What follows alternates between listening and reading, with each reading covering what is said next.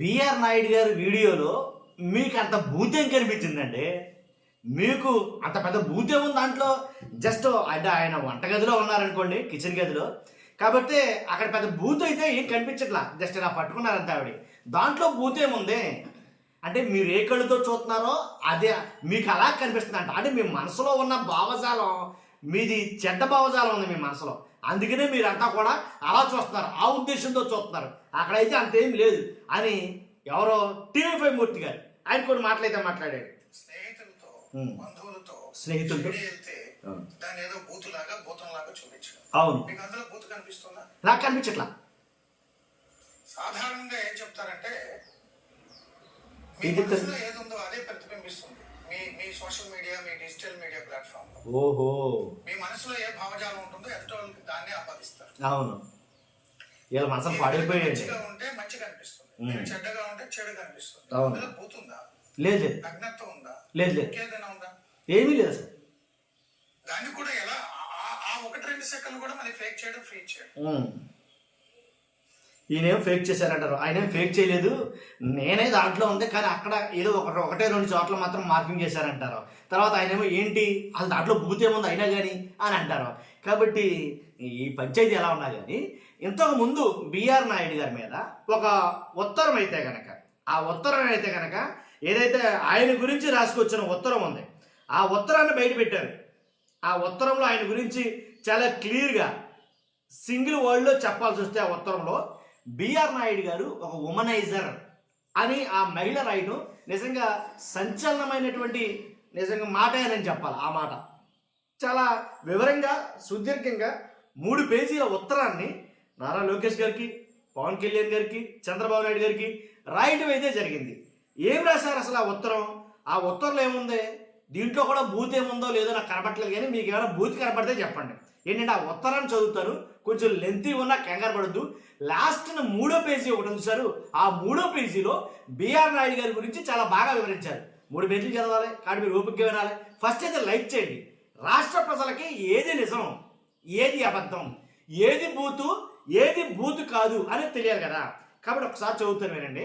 ఎలాగంటే subject relationship with BR Naidu, subject relationship with BR Naidu, honorary chairman TV five. ఓకేనా? గౌరవనీయ మాజీ మరియు కాబోయే ఆంధ్ర రాష్ట్ర ముఖ్యమంత్రి వర్యులు శ్రీ నారా చంద్రబాబు నాయుడు గారికి నమస్కరించి వ్రాయినది. నా పేరు ఆల్రెడీ చాలా మటుకు బయట చెప్పేశాను కాబట్టి పేరు, వయసు కూడాను. కాబట్టి స్వస్థలం గుంటూరు జిల్లా తెనాలి, మాది బ్రాహ్మణ వైదిక కుటుంబం అయినప్పటికీ మా నాన్నగారు తెనాలి టౌన్లో హెడ్ కారణంగా పనిచేసి ఉన్నారు. ఆయన తదనంతరం పరిణామాలతోటి మేము సుమారు 36 ఏళ్ల క్రితం హైదరాబాదు మూవ్ అయ్యాము. వ్యాపార నిమిత్తం హైదరాబాద్లోనే స్థిరపడ్డాము. ప్రస్తుతం మేము మణికొండ ఏరియాలో స్థిర నివాసం కలిగి ఉన్నాము.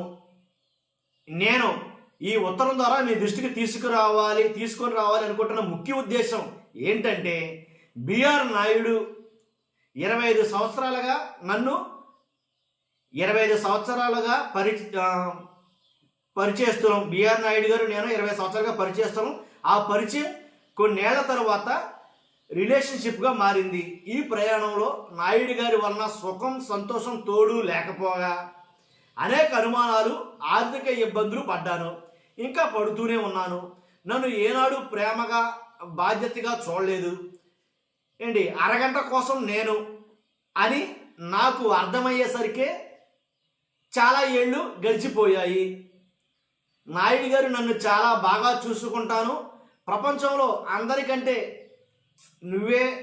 నువ్వంటేనే నాకు ప్రేమ, నన్ను వదిలేయద్దు అని కళ్ళనీళ్ళు పెట్టుకుంటే నమ్మి ఈ రిలేషన్షిప్ స్టార్ట్ చేశాను. నాకు ఒకే కూతురు. మా అమ్మాయి 16 సంవత్సరాలుగా SLE అనే వ్యాధితోటి ఆటో ఇమ్యూనిటీ డిజీజ్తో ప్రతి క్షణం జీవితంతో పోరాడుతూ బ్రతుకుతుంది. నాయుడు గారి మాట నమ్మి రిలేషన్షిప్ స్టార్ట్ చేశాక మా అమ్మాయికి SLE వచ్చింది. నేను మందులకి ఖర్చులకి కూడా ఎంతో ఇబ్బంది పడ్డాను. కాబట్టి ఎవరితో మాట్లాడకూడదు, అలాగే ఏ పని చేసుకోకూడదు అనే ఆ అనుమానం ఆయన చూడాలి అంటే ఏంటి, తాళి కట్టానా అలా అనుమానంగా చూస్తాడంట ఆయన. తాళి కట్టానా, బాకీ ఉన్నానా, నేను అసలు ఏ రకంగా ఆయనకి అని మాటలు తప్ప ఏంటి అంటే ఒక మాట మాట్లాడారు అక్కడ ఆవిడ, లం డాష్ అనే భాష మాట్లాడి అది తప్ప నన్ను కుక్క కన్నా హీనంగా చూశాడు ఆయన. అన్ని అవమానాలు బాధలు భరిస్తూ కూడా ఎవరికి ఏమీ చెప్పుకోకుండా ఏంటి రోడ్డును పడకుండా గడుపుతూ వస్తున్నాను. ఇది ఆఖరిది లెటర్, ఆఖరి పేజీ. ఏంటి తర్వాత నన్ను శిక్షిస్తాడు, గడుపుతూ వస్తున్నాను, శిక్షిస్తాడు అనుకుని అన్నింటికి సర్దుకుని పోయాను. నా మీద 2016 నుంచి ఎవరో నిఘా పెట్టి నన్ను వెంబడిస్తూ వస్తున్నారు. ఒక వ్యక్తి వేరు ప్లేసులలో కనిపిస్తున్నారు, నన్నే చూస్తూ ఉంటాడు. నన్ను హైదరాబాద్ విడిచి వెళ్ళమని లేదంటే చంపేస్తానని బెదిరించారు. ఇందులో కూడా నాయుడు నాకు ఎలాంటి హెల్ప్ చేయలేదు. బయటికి వెళ్ళొద్దు, ఇంట్లోనే ఉండని చెప్పడం తప్ప ఏంటి ఈ రోజుకి ఆర్థికంగా సామాజికంగా ఎన్నో ఇబ్బందులు పడుతూనే ఉన్నాను. బిఆర్ నాయుడు ఒక భయంకరమైన ఉమనైజర్. ఇది నోటీస్ చేయండి మీరు. బిఆర్ నాయుడు ఒక భయంకరమైన ఉమనైజర్. ఏంటి వావి వరుసలు లేని వ్యక్తి. అతనితో అతనితో పని ఉంది అంటే చాలు, పడుకోకుండా చేయను అని మొహమాటం లేకుండా ముఖం మీదే చెప్పేస్తాడు. టీడీపీ అధికారంలోకి వచ్చాక తను TTD chairman or MP Rajya Sabha అవుతారు అనే ప్రగాఢమైన నమ్మకంతో ఉన్నాడు. అతను నిస్వార్థంతో ఏ పని చేయుడు. ఇలాంటి వ్యక్తికి మీరు అత్యున్నతమైన పదవి ఇస్తే ఏ చిన్న పనితో ఆడవారు వచ్చినా వాళ్ళని ఇబ్బంది పెడతాడు. అది పార్టీ కూడా చెడ్డ పేరు తెస్తుంది. ఈ ఉత్తరంలో రాసిన ప్రతి అక్షరానికి నేను కట్టుబడి ఉంటాను. పెద్దలు, గౌరవనీయులు, మీరు నా వేదన అర్థం చేసుకోగలని భావిస్తున్నాను. కాపీ నారా లోకేష్ గారు, కాపీ దట్ శ్రీ కొణిదెల పవన్ కళ్యాణ్ గారు. ఇలా రాయడమే జరిగింది. ఆయన అవ్వక ముందు, టీటీడీ చైర్మన్ అవ్వక ముందు రాసినటువంటి ఉత్తరం అన్నమాట. కాబట్టి ఒక మహిళ రాసిన ఉత్తరం ఆయన గురించి. ఇదండి విషయం. కాబట్టి మరి ఇప్పుడు ఏమనాలి, దీంట్లో మీకు ఏమైనా బూత్ కనబడుతుందా? నాకు అలాగే మూర్తి గారికి అయితే బూతేం కనబడతలా, మాకైతే కనుక దీంట్లో బూతులేం కనబడతలా. ఏంటి అంటే దగ్గరగా, అంటే ఊపిరి పీల్చుకోలేనంత గ్యాప్ కూడా లేకుండా దగ్గరగా నుంచి నాకు చేసుకుంటాం. అది కిచెన్లో, అక్కడ కూడా మాకేం బూత్ కనపడలా. మీకు కనపడితే కనపడవచ్చు.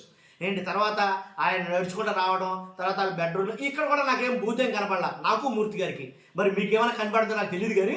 కాబట్టి బూత్ అంటే ఏంటో తెలియనటువంటి బిఆర్ నాయుడు గారి గురించి మీరు అంటే మీ మనసులో మలినం అయిపోయిందండి. ఫస్ట్ మీరు అలా ఆలోచిస్తున్నారు కాబట్టి అది బూతులా కనపడుతుంది. అది బూత్ ఏంటండి పాపం, నీతే అంతాను. కాబట్టి మీ అభిప్రాయంలో అది బూతా నీతా మీరే చెప్పండి. Okay, thank you very much.